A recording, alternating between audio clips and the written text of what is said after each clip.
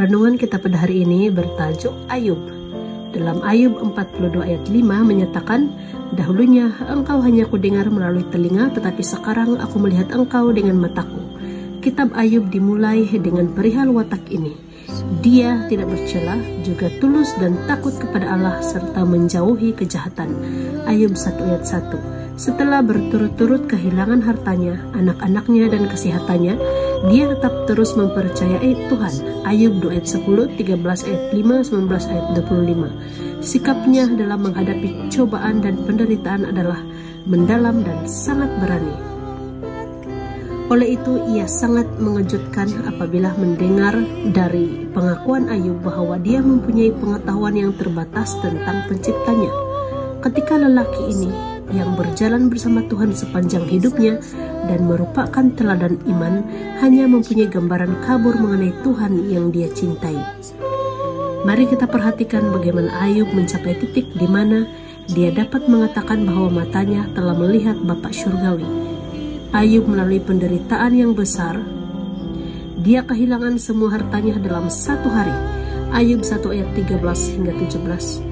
Lebih teruk lagi, dia kehilangan 10 anak lelakinya pada hari yang sama. Ayat 18 hingga 20. Tetapi itu belum mengakhiri penderitaannya. Kemudian iblis pergi dari hadirat Tuhan. Dia menimpakan Ayub dengan barah bisul yang parah dari telapak kaki sampai ke ubun-ubunnya. Ayub 2 ayat 7. Dia kehilangan sokongan istrinya. Kemudian ketiga-tiga sahabatnya datang mengunjunginya dan menghiburkannya, tetapi akhirnya mengutuknya karena membawa masalah itu kepada dirinya sendiri.